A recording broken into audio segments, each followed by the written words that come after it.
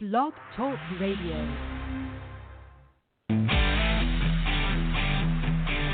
This is Franchise Today, brought to you by FRM Solutions, providers of the best-in-class software solutions for franchise relationship management. Franchise Today is your destination for weekly information, conversations, and interviews with accomplished industry leaders, all of whom share best practices for sustainable growth and sensible franchising. Here now, your host, Stan Friedman, to kick off this week's podcast with the So-Link part of the house.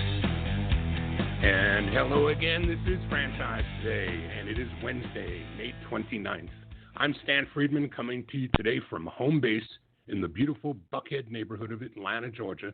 Just a few minutes, I'll be joined by this week's guest, retired pro athlete and Burn Bootcamp co-founder and CEO, Devan Kline, who's going to be talking about his passion for changing the world for the better and how he and his wife, Morgan, are making that dream come true as the founders and successful franchisors of Burn Bootcamp. They're affecting that success. They actually judge that success by the amount of people that they can help to mentally, physically, and emotionally overcome odds. You know, most of Devan's childhood was riddled by not so happy things, a lot of violence, drug abuse, and alcoholism in his family, and a father that had been frequently in and out of jail. So he's got quite the story to tell for somebody who has work through his own determination to lead to success, both as a professional athlete and baseball pitcher, and of course now as a franchisor. But we'll get to all of that and more with Devan in just a few minutes here on Franchise Today. But first, it's time for the front of the house, where today I shine the spotlight on the ever-growing pillar of excellence that was the Dwyer Group and has become known now as Neighborly. I saw a recent piece that the IFA picked up in the Smart Brief. It originated from the Waco Tribune Herald and was written by their business editor, Mike Copeland. And Mike actually honed in on some of Dwyer's recent rocket-propelled success as they soar now across 22 brands, exceeding $2 billion over the last 5 years. And, of course, most of that under the leadership of Mike Bidwell. Until last year, we all knew that Neighborly had operated as the Dwyer Group, and it was founded by the late Don Dwyer in 1981. Don started with a single concept, a carpet cleaning and coloring business called Rainbow International. Today, as Neighborly, it's the umbrella company, the parent company, if you will, over 22 brands, many related to the home maintenance or repair field, hence the name Neighborly. And that move was made to create stronger brand identity with their target customers. Neighborly operates from the campus in Waco, Texas, more like a nerve center, if you will, with about 300 people carrying out training and back office executive functions there. And Mike Bidwell, again, just talking with Mike Copeland at the Waco paper about some of the trends that he's seeing, both within Neighborly and within franchising as well. Mike Bidwell is an interesting guy for those who don't know him. He added maybe 5 or 6 to the Neighborly portfolio in the last 5 years of his tenure, brands that is, and has overseen not 1 but 2 acquisitions of the company on his watch through private equity. It's now owned by a New York-based company called Harvest Partners, private equity firm that markets middle market companies, and as Bidwell states, they're just getting started. He's excited about Neighborly's niche in a $350 billion sector devoted to repairing, maintaining, and enhancing homes.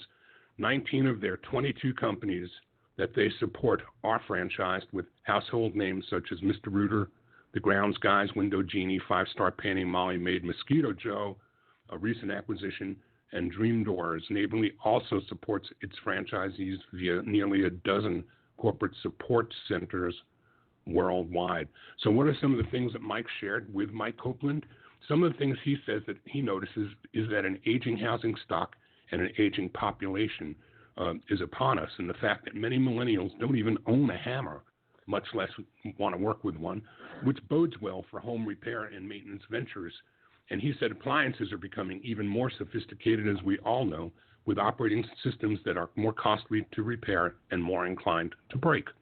Many of their franchisees are second or third generation family members owning an independent business that wants or needs to grow. I'm going to add Mike Bidwell to my bucket list of future guests and see if we can't get him on to talk more about this amazing corporation, its culture, and its success in the coming weeks. Remember, all of our guests each week represent different points on the franchise compass and all have one thing in common. They've all demonstrated the ability to put the word sustainable in front of growth and sensible in front of franchising. Then they all come here to share those nuggets with you from their core competencies and life's experiences. Also today in the front of the house, a new trend to keep your eye on and one to be watching for, and we're hearing more and more about, which is the new perk for fast food workers finishing the shift and getting cash to go, as reported this week by Bloomberg Business.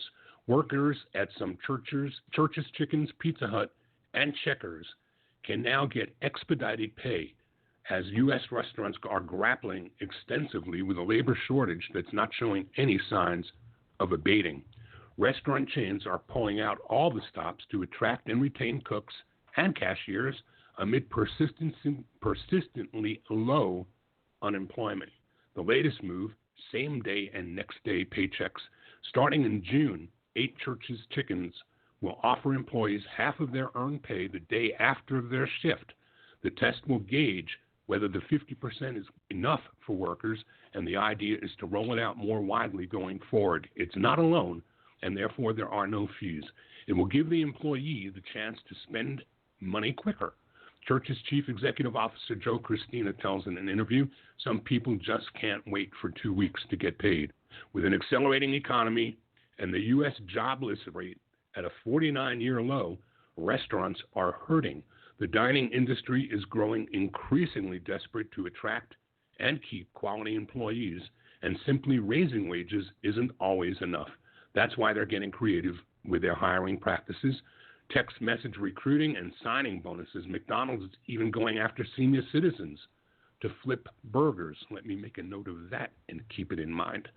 Labor is the number one item discussed among management, Christina said. In all my years, it's the toughest labor market I can ever remember.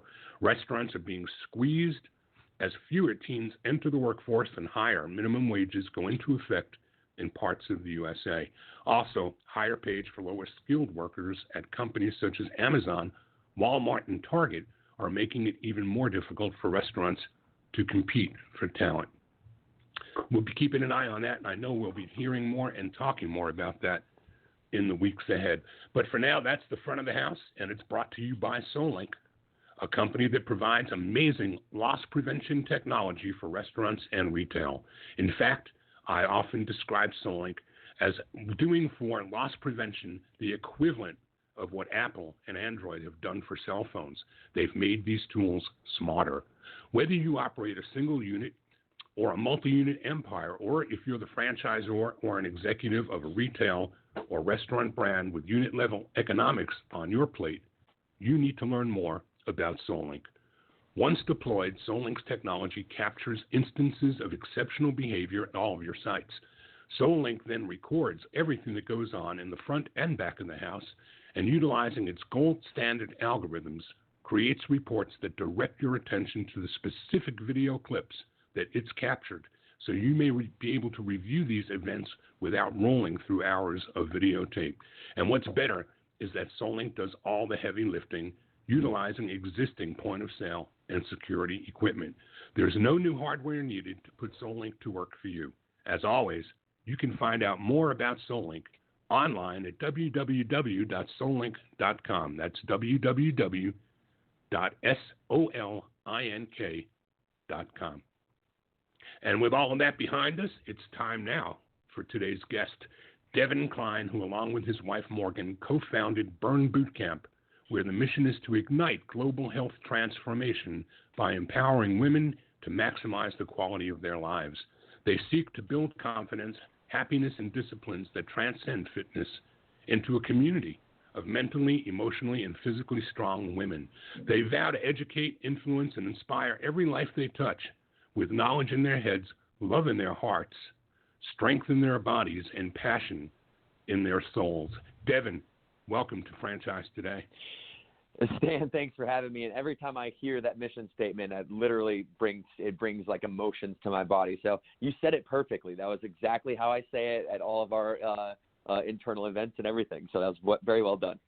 Well, I appreciate that. But I want to ask you to clean something up for me before we move into the rest of our hour together, and that is this speaks specifically to women, whereas I know I've read things both online and even on your own website where there are references to men and to families. So help us understand where those lines kind of blur.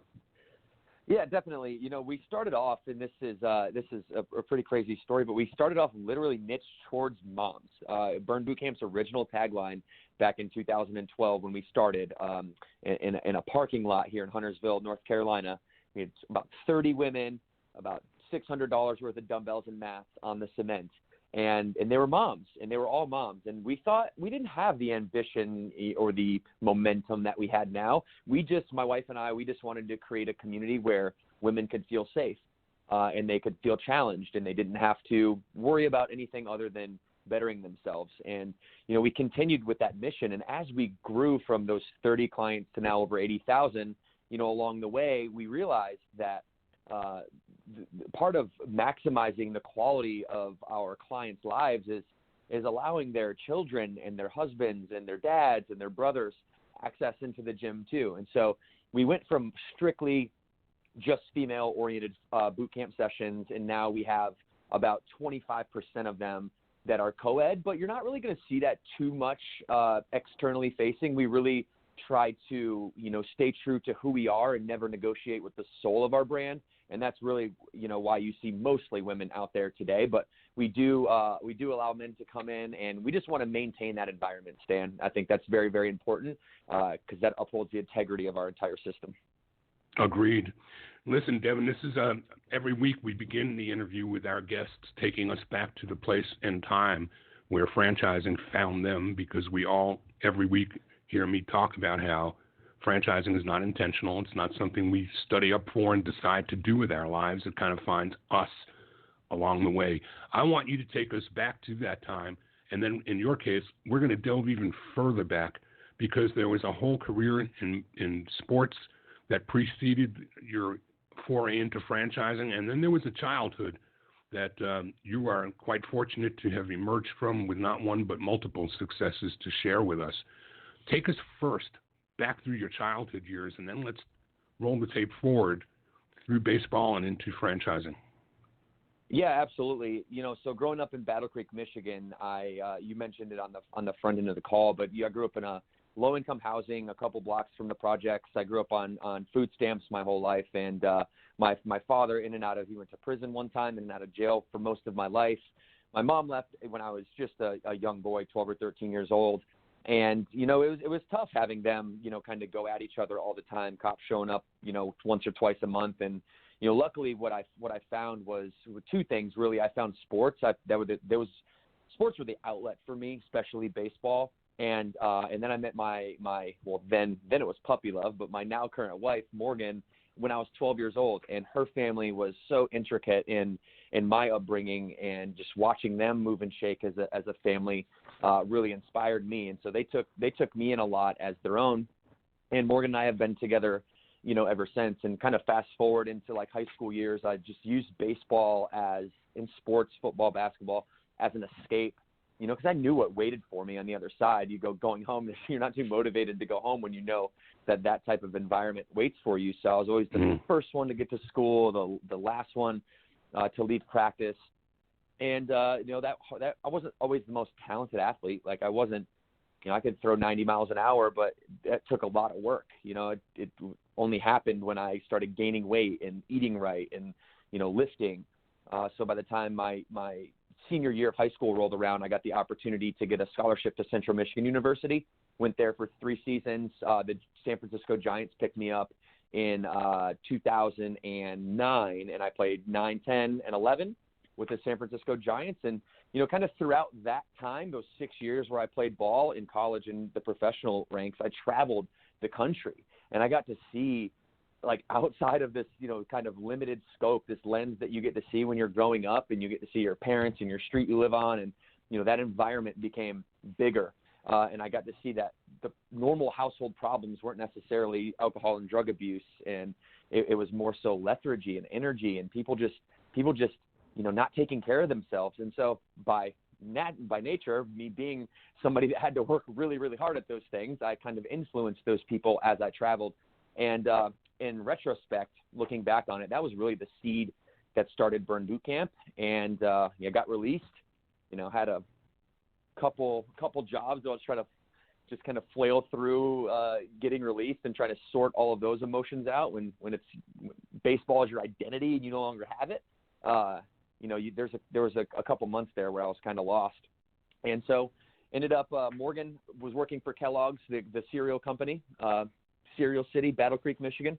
So she came up with them, and she was down in Naples, Florida. She got a promotion to Charlotte, North Carolina, around the same time that I was getting released. And I ended up following her here. She was paying my cell phone bill still at the time, and I found a local parking lot, and fortunately, the gentleman who owned the gymnastics facility that was on the parking lot gave me a very, very good deal to start my gym in his backyard, and that was kind of the seed that planted the whole thing. So carry us forward then. That first unit, that first location, and you built the program around it. Tell us more about how that rolled out. Yeah, would love to. So like I said, we were in a parking lot, and I had no business acumen at all. Like baseball was my major, and I went to school only so that I could get good enough grades to keep on the field. Never really cared about school. Always decent at it, naturally had some intelligence, but never really cared about it. And so when I was forced to become an entrepreneur, I got hit really hard. I moved up to North Carolina, to Charlotte, and for the first 35 days I was here, all I did was just pound the pavement telling people about Burn Boot Camp. And this, it's a really compelling offer when you're this like 24-year-old guy and, approaching women at like the grocery store and in the community, like, hey, I know you don't know me, but maybe you should consider coming to train with me in a dark parking lot at 5 a.m. in the morning with like 5 other people. It's like, so we're not even in a gym. This is an outdoor. No, you're in an actual. This is parking outdoor. lot. And you were able to talk women into coming to you instead of calling the cops because this guy is trying to tell me to go to a dark alley somewhere. Yeah, and it was outside of like a not so nice neighborhood too. Wow. And they did, and it was because I'm so genuine, and I've always been that way, and I think people can read that emotion, they can read that type of energy, and so I got 30 people to say yes, and incredible.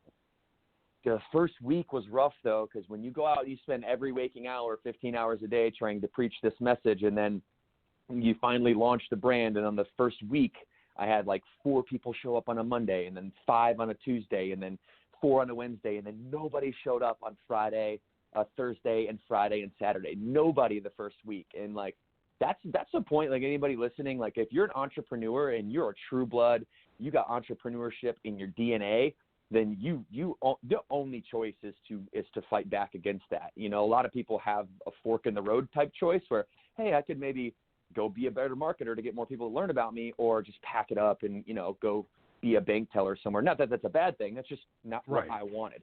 And so I decided at that very moment, literally, I can remember it. I was sitting down on the cement and I was crying, like because I'd worked so hard, and the only thing that kept going through my mind was, if this doesn't work, do I end up like my parents?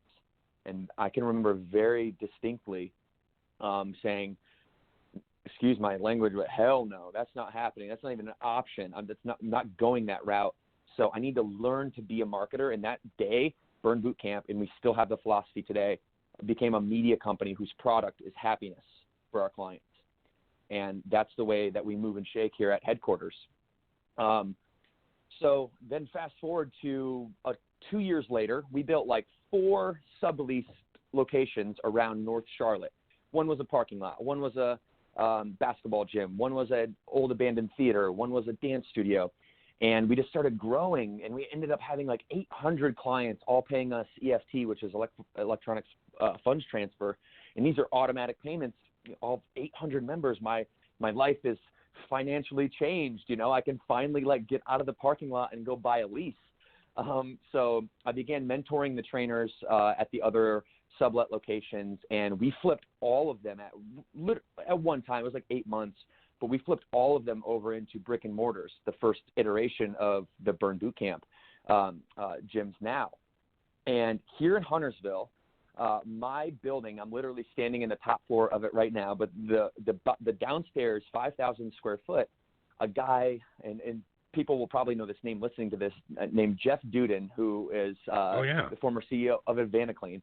Jeff lives right down the road. He's been a great mentor for me, and he leased me the first Burn Boot Camp gym that I had, which is, and we're very dear friends to this day. And he goes, and I didn't know anything about franchising. I didn't really know that much about business at this point. I just knew how to influence people, how to train people, how to get them to believe in themselves, and how to pull the confidence out of them that already lived inside of them. And so Jeff goes, I'll never forget this statement. He walks in, he goes, have you ever thought about franchising this thing? And I'm like, what do you mean, like McDonald's? And he goes, dude, this brand is really sexy. This would be a great franchise. And from there, I'm like, oh, well, maybe you can teach me some more about it. And he did. He brought me in. He gave me a 3-hour whiteboard session talking about validity and unit economics, and how to maintain a culture amongst a nation of people, and be forever grateful for that. But from there, my wife and I were in. October 2014, we started the franchise disclosure document process.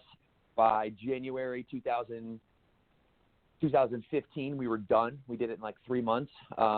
We read 19 other FDDs all the competitors that you could possibly imagine, and built ours to try to fill in the holes that the other ones had.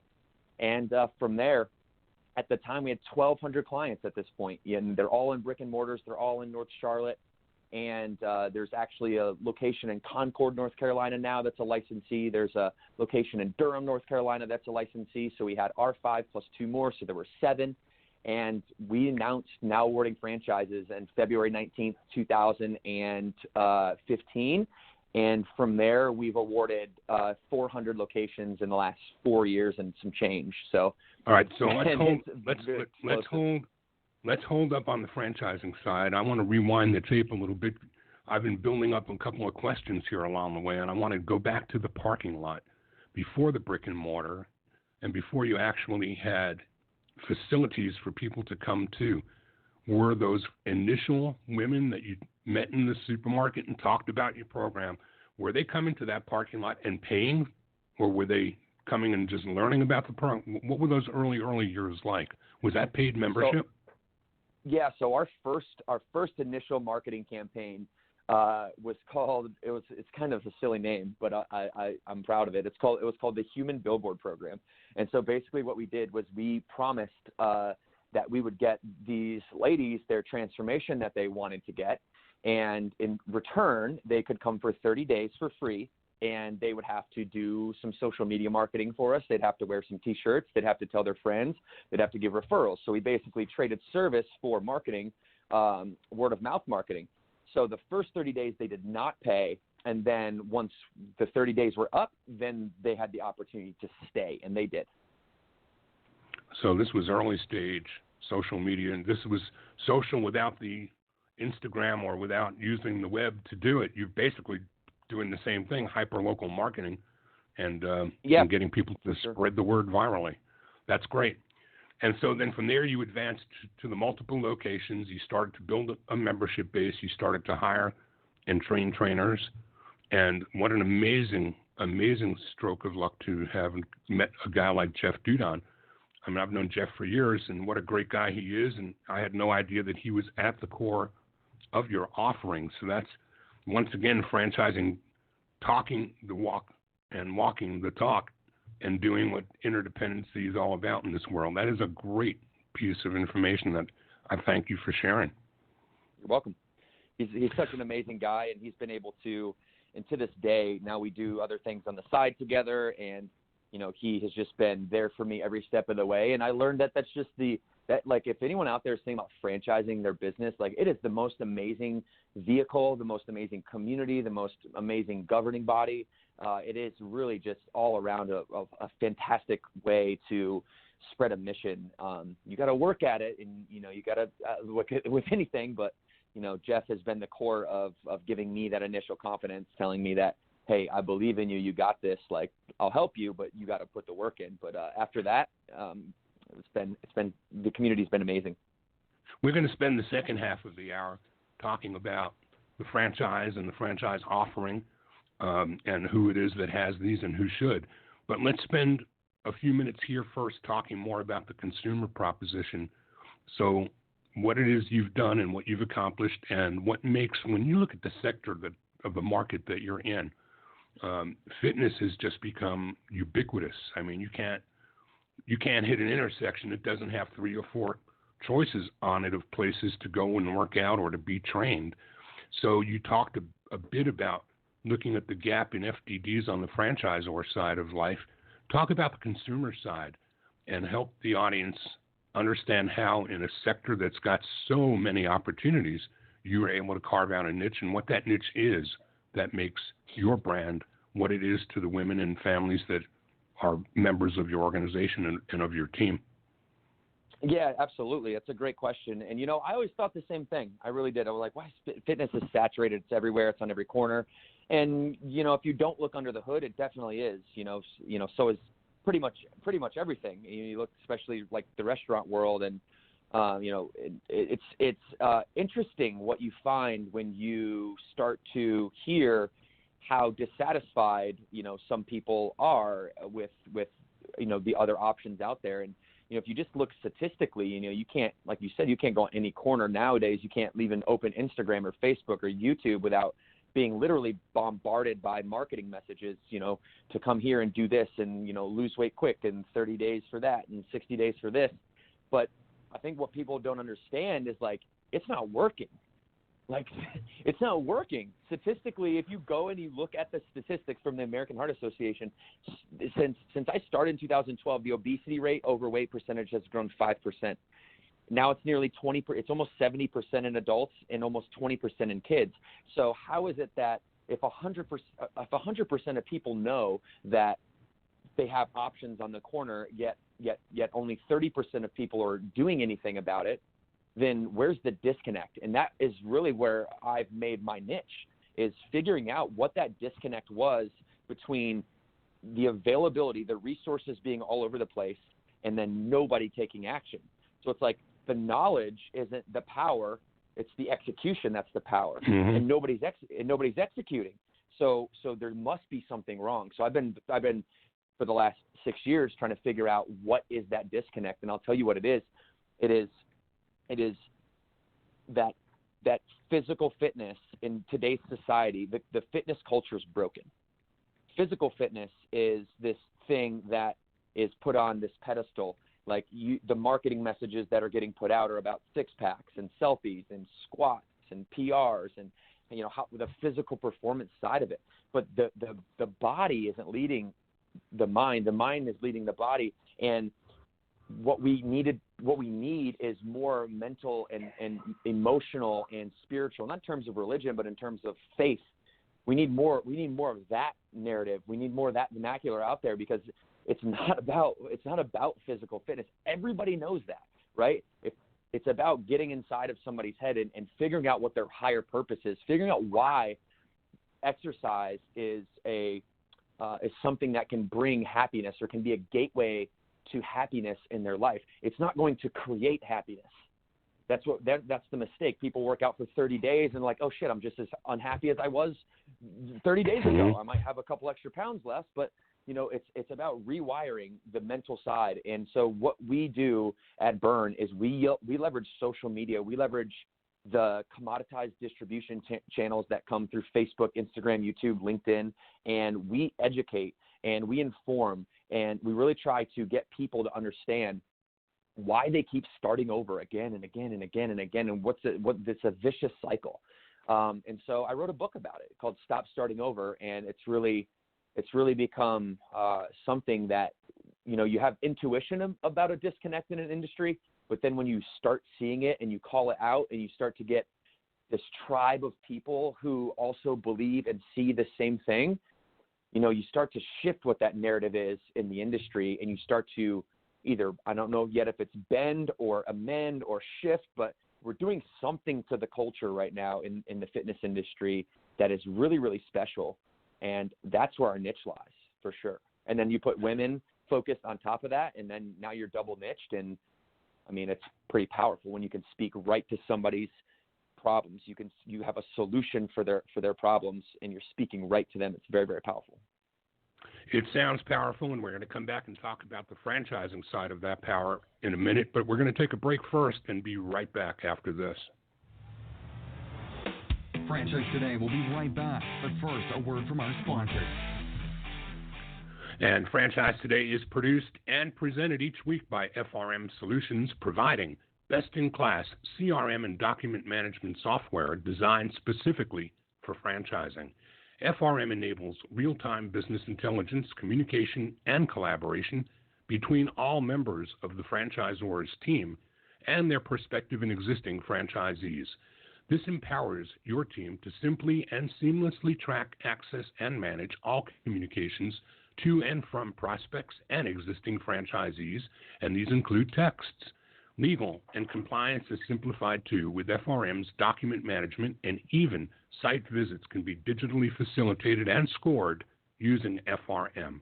Make today the day you give FRM a look, and assure that all of your candidate and franchisee correspondence, including texts, are being permanently tracked and archived in candidate and franchisee records. FRM even provides state-of-the-art digital experiences for your prospective franchisees, replacing old-style virtual brochures. There are no long-term contracts required. Multiple upgrades are offered each year at no additional cost. No excuses, just solutions on the web at frmsolutions.com. So why don't we dive, Devan, into the franchising side of this? And you kind of proved concept. You've had the help and guidance of a leader in the world of franchising in Jeff Dudan. So you went out there and you produced your first documents and decided to franchise. How'd you learn more about franchising, and how did you get your arms around the difference between being the operator of a 1 or 2 or 3 location program and now the leader and chief inspiration officer for those who follow you? Yeah, no, that's a great question. I think that it's probably not too sexy of an answer, but it's just digging in and asking questions and networking and being really curious. I think curiosity is probably one of the most underrated traits that an entrepreneur can have, because you don't know what you don't know. And if you go out and you just connect with the right people and ask for help, especially in this industry, they're going to give it to you. And we have this thing called Google, and we have this thing called YouTube, and the franchising world's a very niche specific way to do business. And there's a lot of really great information out there on it. Grow smart, risk less. I think Shelly Soon wrote it. It's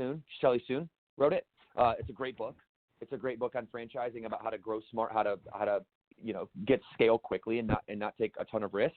And, you just dig in. And then I think what happens is when you believe that you have the potential to do something great, then you're more likely to take action if you have the belief, right?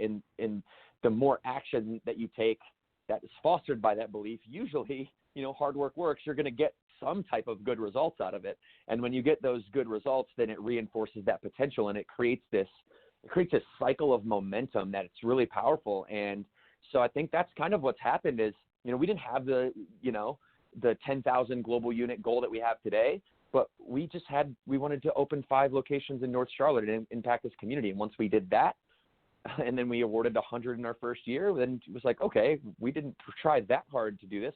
What if we did try hard and put a team together and put a game plan behind this? And then we set a 1,000 unit goal, and we're well on our way to that one now by the end of 2021. And so I think it's just this flywheel of momentum that you just keep pushing it, whether it's a little push or a giant push, you just push it every day, and don't take days for granted. Don't take seconds for granted or minutes. Like every single second of your entire day, if you have a huge ambition like we do, then every second becomes magnified. And I think that's the mentality that we have around Bird Headquarters and our franchise network is, hey, people need us. And, for every second that we rest, somebody else is falling deeper into an emotional recession. And it's our duty and responsibility and obligation to band together as a unified front and really attack this mission with everything we got.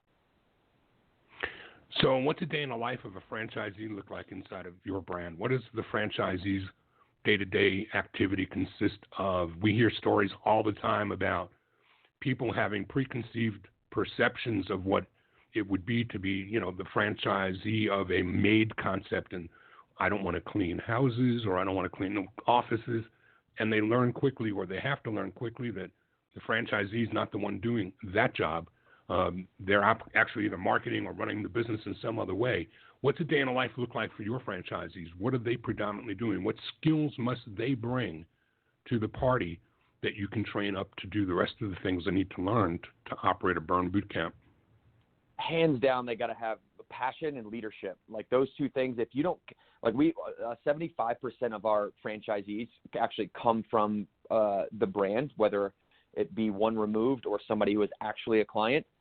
So it's very important to us that since we believe that culture and community and human relationships cannot be commoditized, that we leverage the fact that we were just a couple people in a parking lot under the Carolina sun showing up every day because we had each other.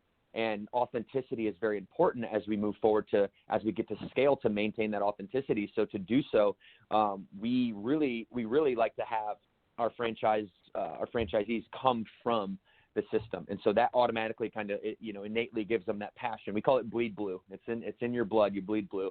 And then on top of that, they need to have leadership skills, because their number one job is to foster relationships and foster community within the four walls and outside of the four walls.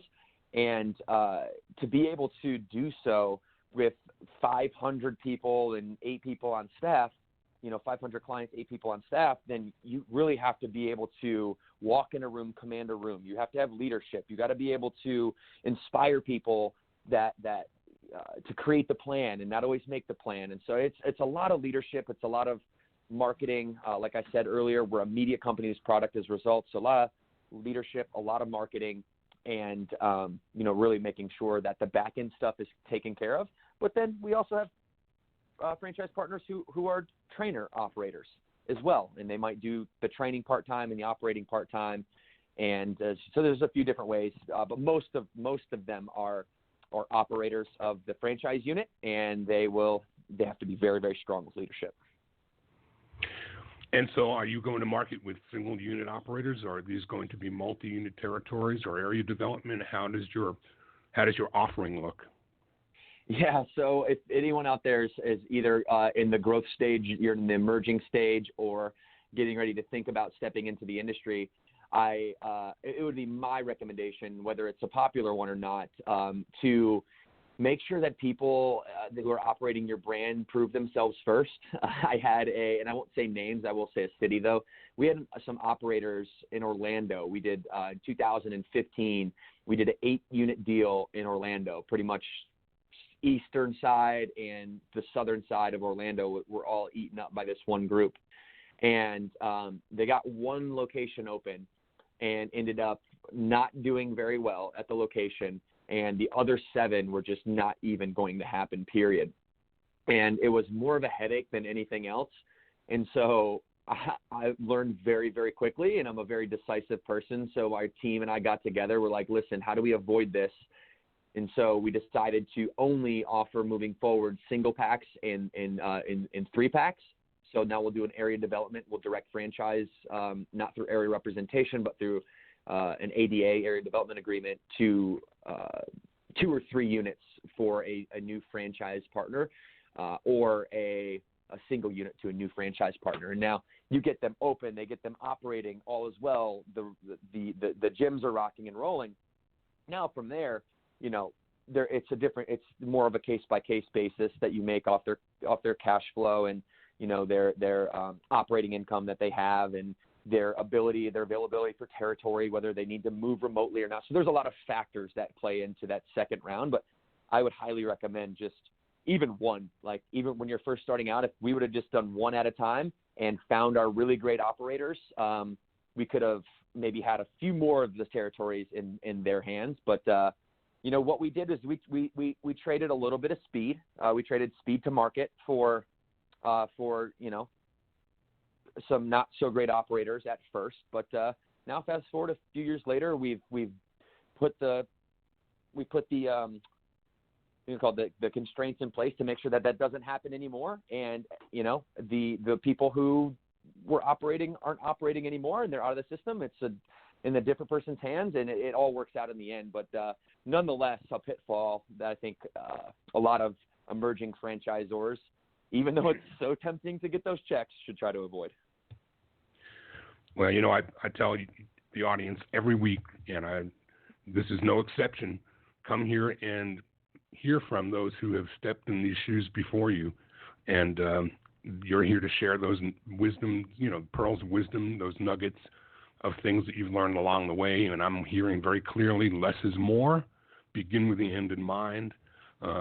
Take it slow. I'm always reminded of kids that sit down at a restaurant and load up their plate at a buffet with 8 times more than they can possibly consume.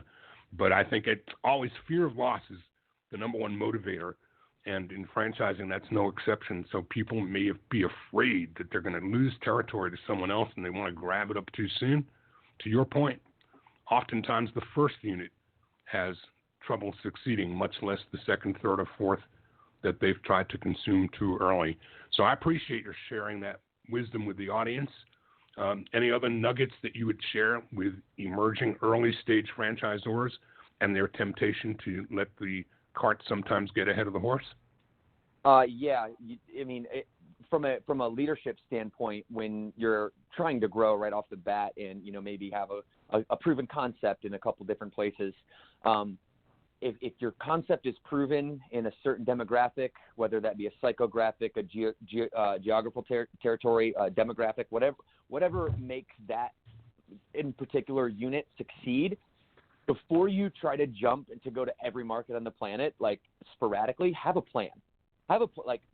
Develop inside out, have a plan for that demographic, that geography, and really map out the locations you want to go to. Because if you react to leads, if you react to people saying, hey, I want to do this, and you're in North Carolina and they're in Seattle, Washington, and they're in Orange County, California, and you haven't stood up how to get a location up and operating and successful in those markets, I'll tell you, America's very dynamic.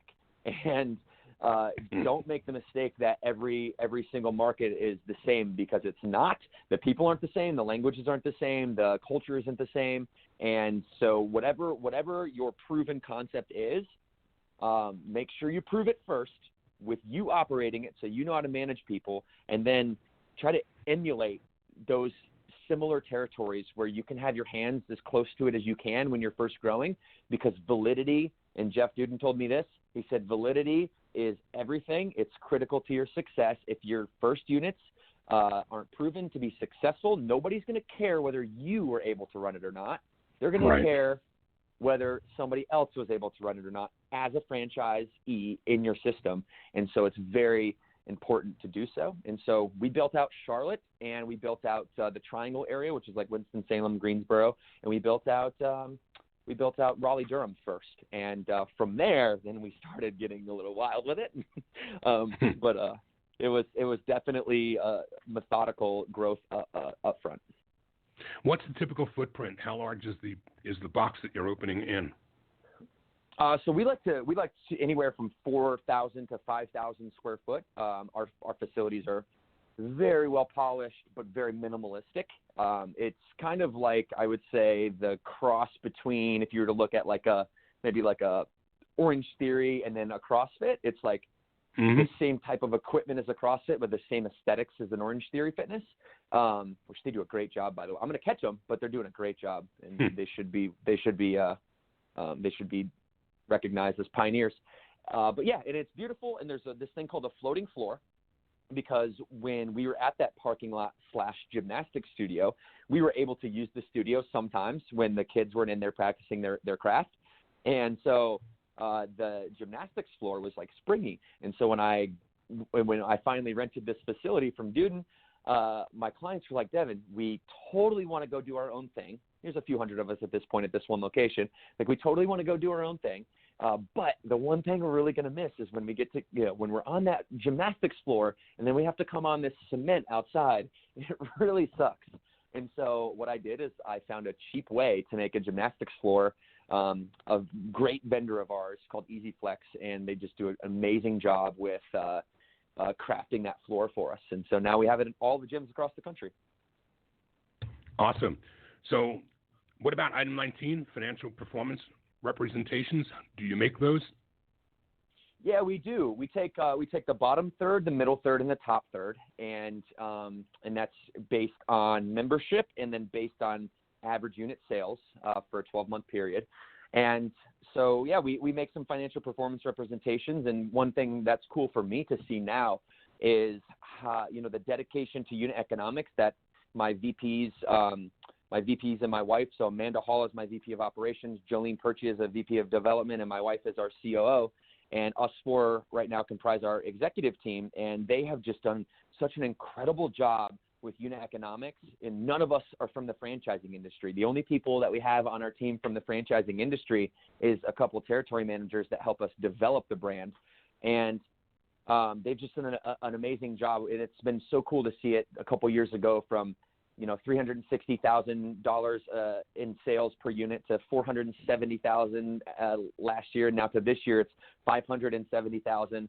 So to increase unit economics across the board by $200,000 in 24 months it's really cool, and it's all because of those guys and how much time and effort that they put into it and how much they care. So I think it's a little bit too about the passion that I hear coming from you, which is the second next most important ingredient that any franchisor can bring to the party when emerging as a franchisor. You've got to have money to make money, but then too, you've got to have passion for people to believe that when they hitch up to your engine, they're in a wagon that's going places, and the engineer, you, knows where that is. They're not buying your brand. They're buying your leadership. They're buying your vision. They're buying your mission. And we thoroughly believe that. And one philosophy that we have that all of our franchise partners know about is, we're not going to fall in love with Burn Boot Camp and ourselves and what we're doing. We're going to fall in love with our clients and what they want and what the market wants as a whole. And I think there's a lot of companies that came before us, a particular women's fitness organization that blew up to 8,000 units and, are virtually non-existent today because they failed to listen to the people that are the patrons of their facilities. And so it's about the leadership team that you have and how that leadership team is consumer centric and focused on the customer and what the customer wants, not what they think is right. Give me a look at 1 year out and share with the audience what's on your strategic plan for 12 months from today and where that'll find you 3 years out. Yeah, so in terms of, I'll start in franchise development. So in franchising, this, Stan, it's a predictable pipeline to growth, especially when you're doing 3-packs or any type of, smaller unit development agreements. And so we have 181 of those. So we have 400 units awarded today, a little under like 396.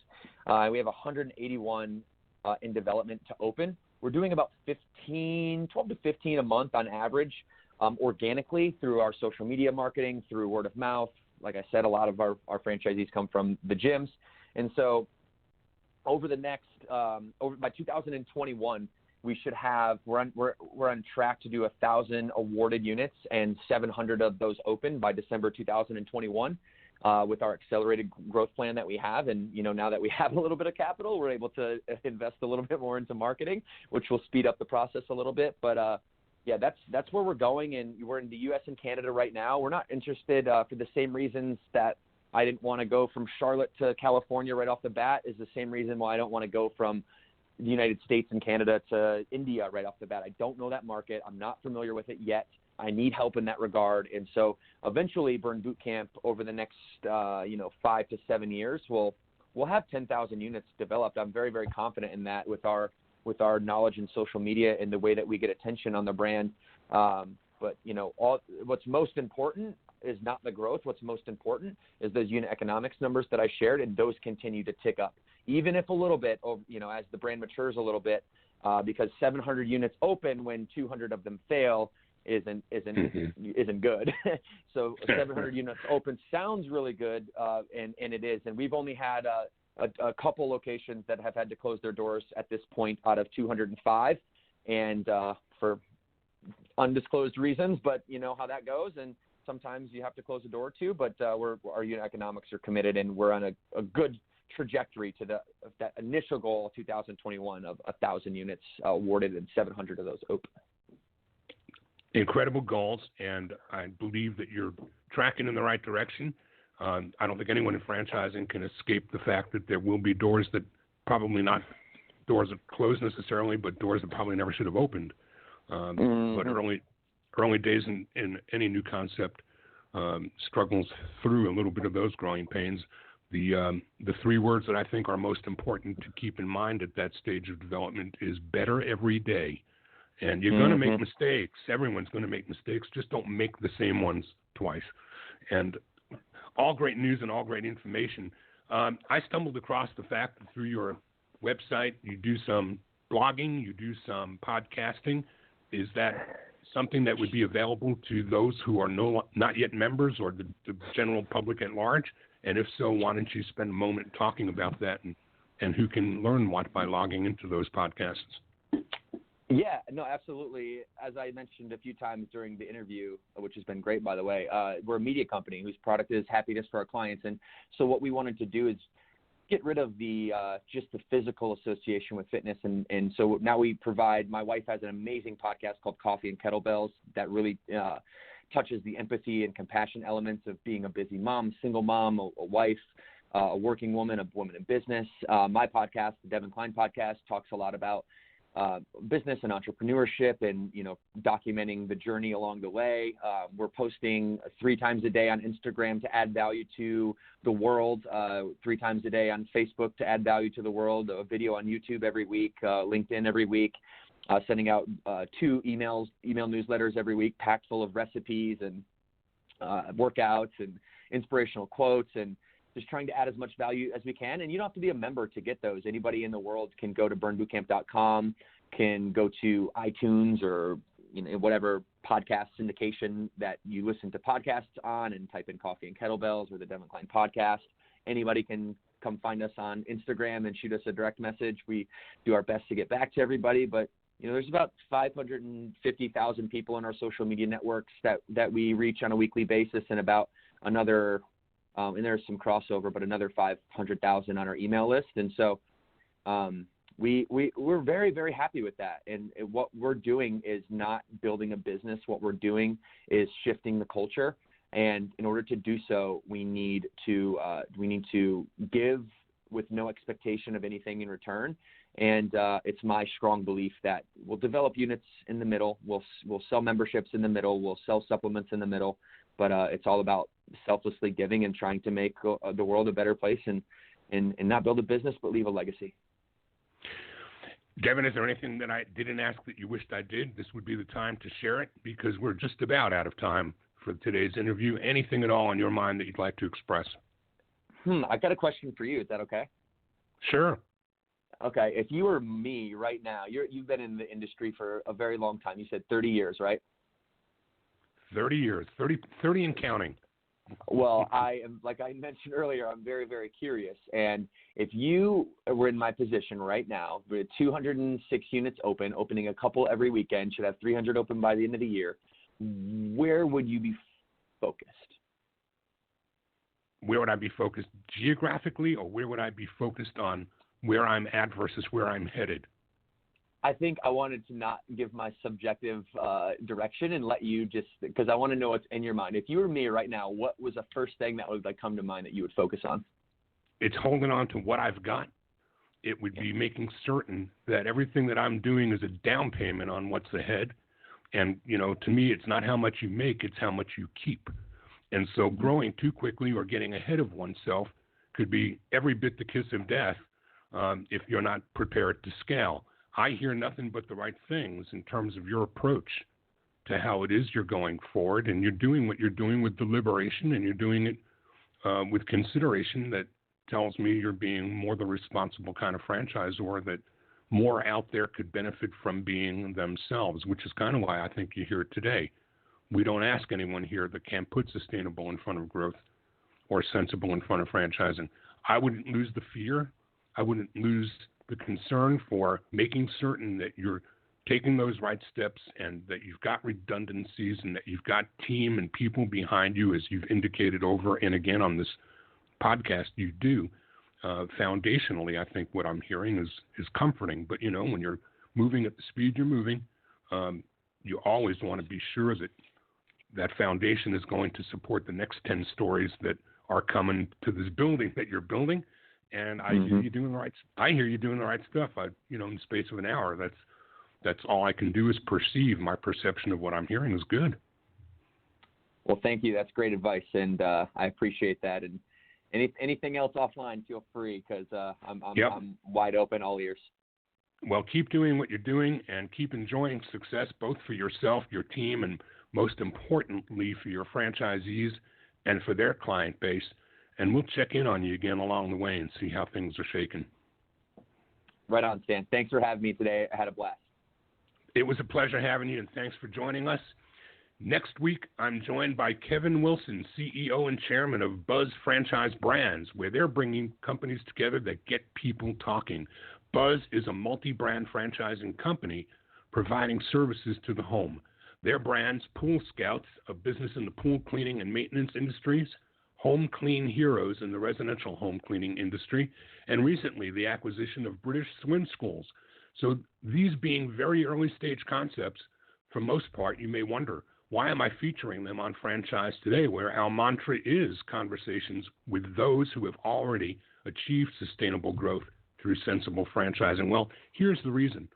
With over 25 years of experience in business that's included time as a consultant, an entrepreneur, an executive of a large company, and venture capital investor, Kevin Wilson's passion lies in leading strong teams of people and building strong, overarching parent companies and cultures to support these emerging brands. And Kevin, too, is no theoretical newcomer to the franchising world. In fact, after just 6 years, he built Mosquito Joe to a 290-plus open locations with 60 more in development before selling that brand to the aforementioned Neighborly, formerly the Dwyer Group. So this guy knows what he's doing, and we're going to talk about it all right here next week on Franchise Today. Until then, I'm Stan Friedman, wishing you the best, the very best of all things franchising. And until next Wednesday, Franchise Today is out.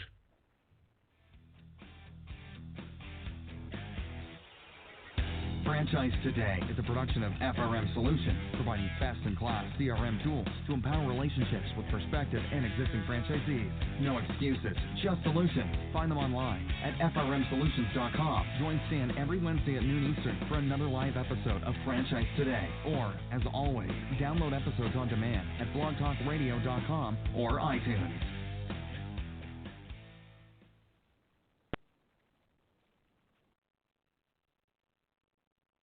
When it's PCS time, you know the drill. Pack, research the new base, get the kids in school, because family supports family. At American Public University, we support military families with flexible, affordable online education that moves with you.